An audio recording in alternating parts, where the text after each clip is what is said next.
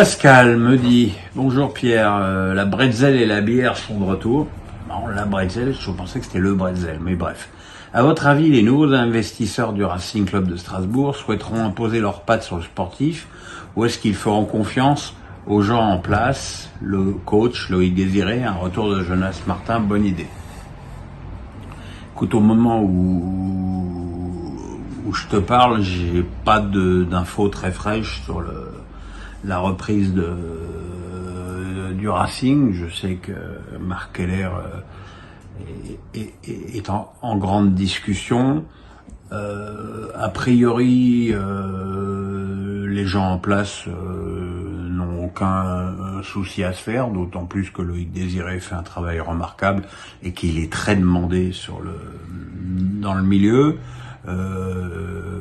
Pour Fred Antonetti, c'est peut-être aussi à lui de décider s'il a envie de partir sur un projet avec des investisseurs étrangers, sachant qu'il a toujours montré une vraie réticence vis-à-vis de ça. Le retour de Jonas Martin, pourquoi pas, mais je pense que si c'est le club de Chelsea qui rachète le Racing, la volonté est plutôt de prendre des jeunes joueurs. Donc voilà, mais bon, que des jeunes, c'est bien. Mais il faut aussi les encadrer avec de l'expérience, puis il va aussi savoir ce que Bellegarde va faire, ce que le club compte faire avec Doucouré et Diarra, et Djikou qui est en fin de contrat, et Sanson qui est en fin de prêt. Donc là, mais bon, on est début juin, il n'y a pas le feu non plus, hein. Number One me dit « Que penses-tu de l'utilisation de Mahrez par Guardiola, 0 entrée sur les 2 finales, sachant qu'il est l'un des grands artisans du titre de champion d'Angleterre, surtout sur la période janvier, février, mars, avant qu'il ne sorte de l'équipe sans raison ?» Je pense que la victoire donne raison à Guardiola, hein. Il a fait des choix, il a préféré Grealish, enfin bon, même si Grealish joue à gauche et Mahrez à droite, mais c'est Grealish qui s'est imposé comme deuxième attaquant en compagnie d'Haaland. Peut-être aussi que le fait que Bernardo Silva soit à droite, effectivement, de toute façon, quand tu es dans un très grand club comme ça, il y a forcément des joueurs de haut niveau qui n'ont plus de temps de jeu.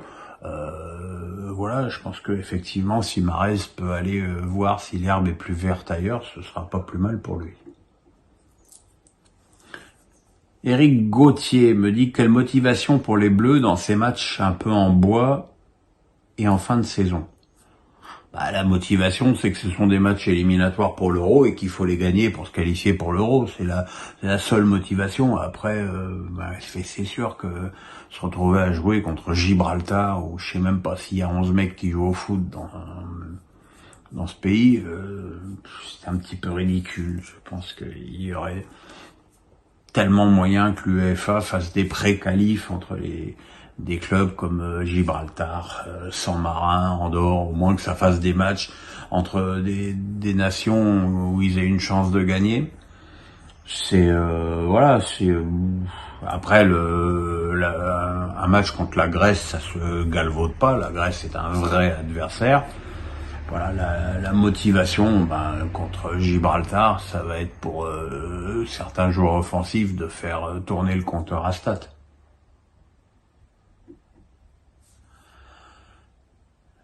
Jackie Boy, que ce soit Marseille ou le PSG, tous les jours, des rumeurs de transfert sur les entraîneurs ou joueurs circulent un peu partout. La plupart fausses, à qui profite le crime, journalistes, les clubs ou agents pour faire monter les enchères. Alors, les agents jouent un rôle néfaste dans le marché des transferts, mais sur les clubs de second plan, parce que c'est là où ils poussent un de leurs joueurs en envoyant des fausses infos sur d'autres. J'ai suffisamment fait les transferts à une époque à l'équipe pour savoir comment certains de ces mecs-là pouvaient procéder.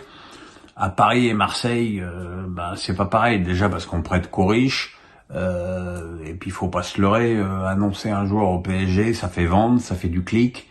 Il y a des insiders qui font leur beurre là-dessus toute la journée sur le PSG. J'en ai attrapé un sur Twitter d'ailleurs hier, pas plus tard qu'hier, où le mec annonce systématiquement des scoops, mais bon, il en est à 4 ou 5 entraîneurs, il en est à 25 joueurs, donc c'est évident que dans le tas, il va finir par tomber juste, et il nous sortira le fameux « comme je l'avais annoncé ». Je pense que faire ça, le cul sur son canapé, ça à la portée de n'importe quel escroc venu.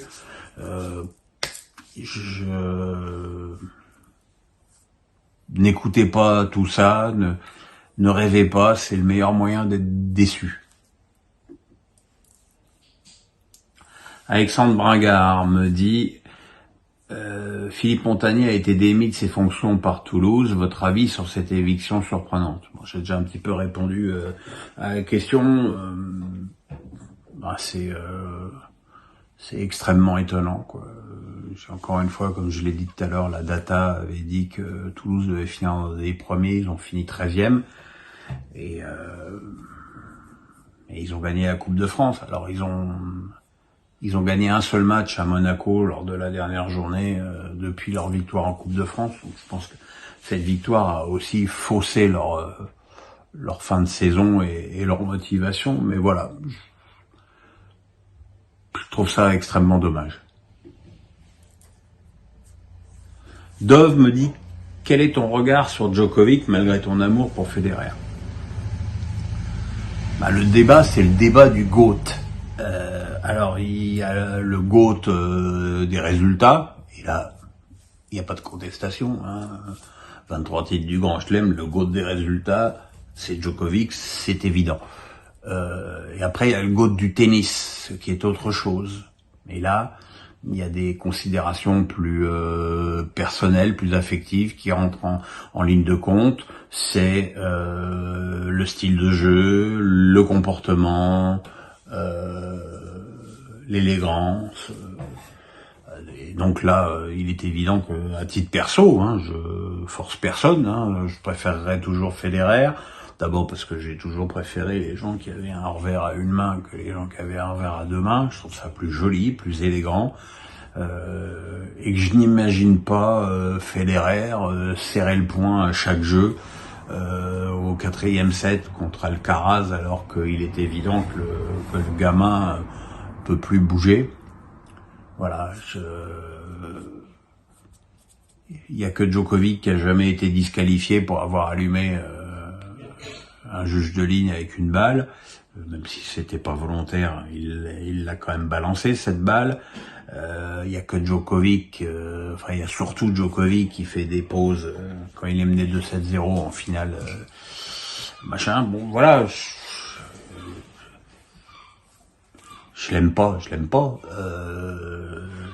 Ceci dit, Casper Ruud me laisse absolument indifférent. Il est évident que Casper Ruud ne peut pas battre un joueur de Djokovic avec un revers comme le sien. Mais voilà, pour moi, le GOAT du tennis restera à tout jamais Federer, même si Djokovic venait à monter à 30 Grand Chelem, ça changera rien à ce que mon cœur ressent. Tom Cousin. Que pensez-vous de la mise en place de la Ligue 1 à 18 équipes? Écoutez, on va voir ce que ça va apporter. Je veux dire, d'un point de vue strictement mécanique et mathématique, il est sûr d'un truc, c'est que ça fait 4 matchs de moins. Ce qui d'ailleurs peut aussi rentrer en compte pour ce dont j'évoquais tout à l'heure, c'est-à-dire l'acquisition des droits, parce que du coup, il y a 40 matchs en moins à diffuser. Ça va resserrer, il est bien évident que ça va resserrer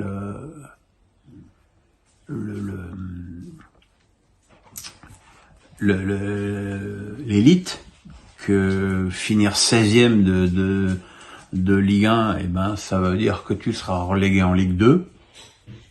Il faudra donc finir 15e pour se maintenir, ce qui va être plus compliqué. Ça va faire, avec la suppression de la Coupe de la Ligue, ça va faire quand même des dates en plus. Peut-être que ça servira à mieux considérer la Coupe de France, et malheureusement, j'en suis pas si sûr. Mais voilà, il faut voir. Je suis pas convaincu, mais il faut voir. Et enfin, une question de Manu B. Qu'as-tu pensé des déclarations de Dimitri Payet contre Igor Tudor? Ah, je me doutais bien qu'avec la saison que Tudor a fait vivre à Payet, Payet allait pas lui faire des bisous au moment de son départ. Hein. Là aussi, c'est assez humain. Le truc, c'est que à chaque fois que Payet a été titulaire, il s'est manqué, mais plusieurs fois, il est rentré et il a apporté quelque chose. Et que Tudor, avec son dispositif, en ait jamais fait un titulaire, je dirais à la limite pourquoi pas. Mais il y a des fois où il est absolument pas rentré en jeu, ou des fois 5 minutes, 10 minutes. Je pense qu'il aurait mérité 20, 30 minutes plus régulièrement, et que si ça avait été le cas, il aurait peut-être été moins aigre. Voilà, faudra voir aussi l'identité du nouvel entraîneur de l'OM, savoir s'il compte sur lui, s'il joue avec un vrai numéro 10, parce que à l'âge qu'a Payet, le mettre côté gauche me semble être une erreur et un leurre. Mais voilà quoi. Quand on voit aussi que Guendouzi a plutôt envie de rester à l'OM maintenant que Tudor est parti, on se dit que le style de jeu de l'OM était assez séduisant, mais pas sur la durée et à quel prix. Voilà, et bah écoutez, on se retrouve pour le match de l'équipe de France. Alors comme c'est contre Gibraltar, je vous promets pas de faire notes et analyse. Je pense que je ferai les notes et une petite analyse au cul. Aucune hésitation. Voilà, on met son petit pouce, on s'abonne, bisous, et bonne journée sous le soleil et sous le store.